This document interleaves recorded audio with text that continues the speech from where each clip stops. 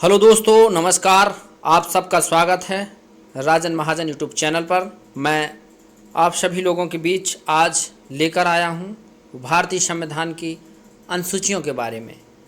जी हां दोस्तों, उत्तर प्रदेश लेखपाल भर्ती 2021 में हमारे भारतीय संविधान को जोड़ा गया है और उसके एक महत्वपूर्ण जो एग्ज़ाम में आने वाला प्रश्न है वो अनुसूची से आता है। इसलिए अनुसूची की इस क्लास में हम लोग पढ़ेंगे अनुसूची कितनी है और हमारे संविधान में इनके तहत किस प्रकार का प्रावधान है। तो चलिए हम लोग एक एक कर सूचियाँ देख लेते हैं कितनी हमारी अनुसूचियाँ हैं, जिनको हम लोग अंग्रेजी में शेड्यूल बोलते हैं। यहाँ पर आप देख पा रहे हैं कि शेड्यूल जो होती हैं वो हमारे संविधान की अनुसूची, मतलब सूची का मतलब होता है एक लिस्ट, अनु का मतलब छोटा, सीक्वेंसली बनाई गई सूचियाँ हैं। और ये संविधान में हमारे पीछे जो पूरा संविधान लिख जाता है, इसके बाद इनके बारे में बताया गया है। इसमें राज्य के साथ साथ संघ शासित प्रदेशों की जो सूची है वो हमारे अनुसूची फर्स्ट में दी गई है। इसमें संघ और राज्य क्षेत्र हैं जो उनके बारे में बताया गया है कि कितने हमारे संघ हैं, कितने हमारे राज्य हैं। जैसा कि वर्तमान में हमारे राज्यों की संख्या है 28 और संघ शासित प्रदेशों की संख्या हमारे यूटी की संख्या कितनी है 8। इसको आप याद रखेंगे, 8 हमारी यूटी हैं वर्तमान में और संघ शासित प्रदेश के बाद राज्य कितने हैं 28। तो इसमें राज्यों के बारे में बताया गया है। ये अनुसूची हमारी फर्स्ट है।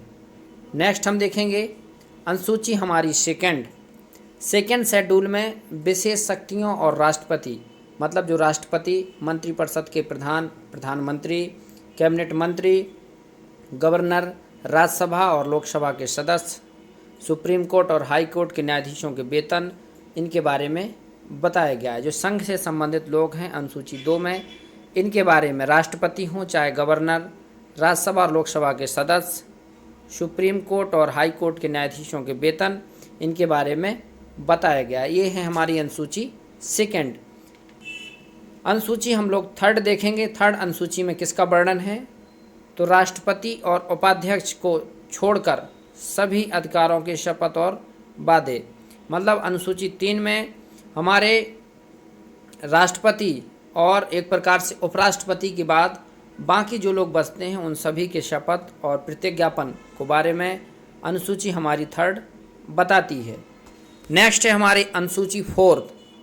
अनुसूची फोर्थ में हम लोग क्या देखते हैं, इसमें राज्य परिषद या राज्यसभा की सीटों का आवंटन, मतलब जो हमारे राज्य की विधानसभाओं से एक प्रतिनिधि के रूप में संसद में जाते हैं वो राज्यसभा सांसद कहलाते हैं। और इन्हीं की राज्यसभा की जो सीटें हैं इनका आवंटन बताया गया है कि इनका आवंटन किस आधार पर होगा। आप लोगों की जानकारी के लिए एक चीज़ बता दूं कि 1971 की जनगणना के हिसाब से राज्यसभा और लोकसभा की अभी सीटों का आवंटन है जो 2026 तक हमारा चलेगा। याद रखेंगे आप, 2026 1971 से लिया गया है और अभी 2026 तक इसको लागू रहना है। जैसे कि हमारा उत्तर प्रदेश है, यहाँ पर लगभग जो लोकसभा की सीटें हैं 31 हैं, इसको आप याद रखेंगे। और भी बहुत सारे राज्य हैं लेकिन उत्तर प्रदेश की लोकसभा की जो सीटें हैं वो सबसे ज़्यादा हैं। नेक्स्ट देखेंगे हम लोग अनुसूची 5। अनुसूचियाँ हमारी पूरी जो भी हैं वो 8 थीं, लेकिन अब हम लोग पूरी संवैधानिक तौर पर देखेंगे, संशोधन होने के बाद अनुसूचियों की संख्या वर्तमान में 12 है। अनुसूची 5 हमारी क्या बताती है, अनुसूचित क्षेत्रों और अनुसूचित जनजातियों के प्रशासन और नियंत्रण के बारे में कि किस प्रकार से जो अनुसूचित क्षेत्र हैं उनकी जनजातियों के प्रशासन होगा और उन पर नियंत्रण किया जाएगा। ये है हमारी शेड्यूल 5। नेक्स्ट देखेंगे अनुसूची 6। ये प्रश्न बहुत ज़्यादा पूछा जाता है क्योंकि अनुसूचियों की जो जनजातियां हैं, अनुसूचित जनजातियां हैं, जो क्षेत्र है उनके बारे में अनुसूची 5 में भी चर्चा होती है। उसके बाद पर्टिकुलर एक राज्य विशेषों के बारे में भी इसमें चर्चा की गई है। ये राज्य कौन से हमारे, असम, मेघालय, त्रिपुरा, मिजोरम और अरुणाचल प्रदेश, मतलब हमारे जो 5 राज्य हैं वो अनुसूची 6 में आते हैं। और बाकी के जो अनुसूचित जनजाति क्षेत्र के प्रशासन नियंत्रण की बात है वो शेड्यूल 5 में होगी। इतना आप लोग समझ गए होंगे कि अनुसूची जो 6 है उसमें 5 राज्यों को विशेष तौर पर जनजाति जो प्रशासन उसका प्रावधान है और बाकी के जो क्षेत्र हैं उनके बारे में अनुसूची 5 में। नेक्स्ट देखेंगे अनुसूची 7, एग्ज़ाम में जो अनुसूची से सबसे ज़्यादा प्रश्न आता है वो 7 से।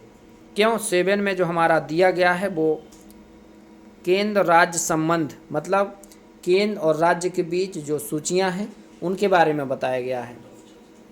केंद्र की जो हमारी सूची उसको संघ सूची बोलते हैं, राज्य की जो सूची है वो राज्य सूची, और उनके बाद और भी जो तीसरी है जो कॉन्करेंट जो सूची है वो बोली जाती है समवर्ती। 3 प्रकार की सूचियां होती हैं जो केंद्र और राज्य के बीच शक्तियों का विभाजन करती हैं। ये एग्जाम में आता है कि अनुसूची 7 में किसका वर्णन है, तो केंद्र राज्य के जो भी संबंध है इनका शक्तियों का विभाजन। किस प्रकार की अनुसूचियाँ होती हैं? 3 प्रकार की। राज्य सूची, सबसे पहले आएगी संघ, उसके बाद आएगी हमारी राज्य, और संघ और राज्य दोनों मिलकर जिस पर कानून बनाते हैं उसको बोलते हैं हम लोग समवर्ती सूची। तो ये है हमारी अनुसूची 7। नेक्स्ट देखेंगे हम लोग अनुसूची 8। अनुसूची जो हमारी 8 है वो बताती है संघ की आधिकारिक भाषा, मतलब जो हमारा भारत देश है इस देश की एक आधिकारिक भाषा क्या होगी।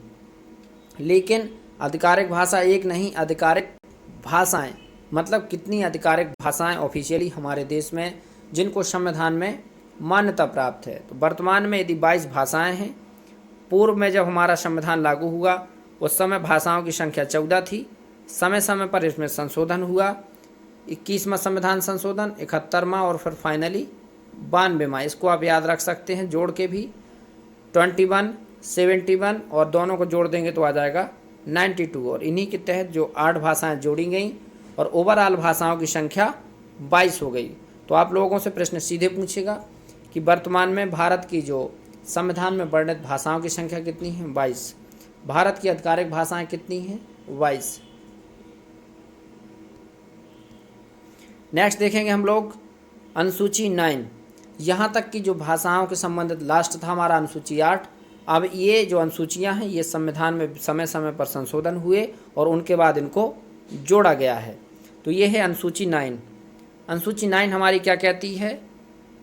भूमि से संबंधित चीज़ें, भूमि, रेलवे और उद्योग आदि लगाने के लिए जो भूमि का अधिग्रहण होता है इससे संबंधित है हमारी अनुसूची 9। तो आप लोग सीधे समझेंगे अनुसूची 9 भूमि अधिग्रहण से संबंधित है, और इसमें 1951 में पहली बार संविधान में संशोधन हुआ और इसी संशोधन के बाद अनुसूची 9 को जोड़ा गया है। नेक्स्ट देखेंगे अनुसूची 10। संसद सदस्यों तथा राज्य विधान मंडल के सदस्यों के लिए विरोधी दोष प्रावधान, मतलब जो दल बदल कानून है ये हमारा अनुसूची 10 में आता है। ये दल बदल जो कानून है वो 1900 जो राजीव गांधी का समय रहा उसी दौरान आया है, 1984 के बाद और 89 के दौरान। आप याद रखेंगे ये जो अनुसूची 10 जोड़ी गई है ये दल बदल कानून से संबंधित है, चाहे वो संसद के सदस्य यानी लोकसभा और राज्यसभा के हों, चाहे राज्य विधानमंडल यानी विधानसभा या विधान परिषद के हों। वो अपनी पार्टी के संबंधित जो भी नियम कानून हैं और वो दल यदि छोड़ते हैं तो उनकी जो सदस्यता है वो समाप्त होने संबंधी प्रावधान अनुसूची 10 में दिए गए हैं। अब हम लोग देखेंगे 11वीं अनुसूची और 12वीं लेखपाल की भर्ती करने वाले जो भर्ती होने वाली है उसमें हमारा पंचायती राज व्यवस्थाएं, पंचायती स्वशासन, ग्राम विकास जोड़ा गया है। तो अनुसूची 11 और अनुसूची 12 को आप लोग बहुत अच्छे से याद रखेंगे। 11 हमारी पंचायती राज व्यवस्थाओं से संबंधित है।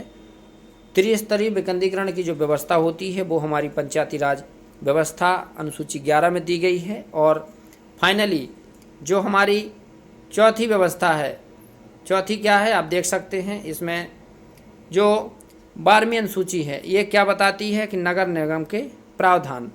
अनुसूची 12 जो हमारी अंतिम अनुसूची है, नगर निगम।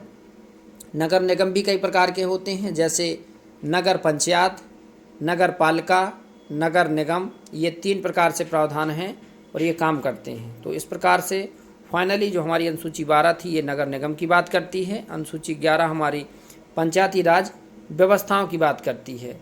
जो एग्ज़ाम में प्रश्न आएगा तो वो आपको सीधे बताएगा कि 1993 में सबसे पहले पंचायती राज व्यवस्थाएं लागू हुई 1993 में, याद रखेंगे आप 1993 में, और 1993 के बाद पंचायती राज व्यवस्था पूरे भारत में लागू हुई। अनुसूची 11 के तहत जो ग्राम पंचायत स्तर के चुनाव होते हैं ये उन्हीं प्रावधानों के तहत होते हैं।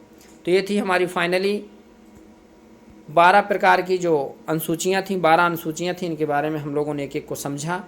आई होप कि आप लोग इस चीज़ों को समझ गए होंगे। अनुसूची 1 से हम लोग अनुसूची 12 तक पढ़ चुके हैं। प्रश्न इसी प्रकार से पूछे जाते हैं। मैंने इसको बहुत शॉर्ट करके लिखा है कि सीधे सीधे एक स्टेटमेंट को आप याद रखें और याद कर लें कि अनुसूचियाँ कैसे होती हैं। चाहे तो इसको आप नोट डाउन कर सकते हैं। आपको ये जानकारी कैसी लगी एक बार आप लोग कमेंट करके ज़रूर बताएंगे। फिर मिलता हूँ ऐसे महत्वपूर्ण वीडियो के साथ। लेखपाल भर्ती करने वाले सभी लोगों को एक महत्वपूर्ण सूचना कि जो लोग हमारे यूट्यूब चैनल से जुड़ना चाहते हैं वो चैनल से ज़रूर जुड़ें। प्रॉफिट आपको ज़रूर होगा, ये आशा नहीं है, उम्मीद के साथ बोलता हूँ। और उसके बाद हमारा एक टेलीग्राम चैनल है राजन महाजन यूट्यूब, जाके आप सर्च कर सकते हैं और उस पर आप लोग ज्वाइन कर लीजिए, जहाँ पर मैं फ्री यूपी लेखपाल से संबंधित वीडियो PDF नोट्स प्रोवाइड कराता हूँ। तो चलिए फिर मिलता हूँ नेक्स्ट वीडियो में, तब तक आप लोग जुड़े रहिए हमारे साथ। रखिए अपना ख्याल। धन्यवाद।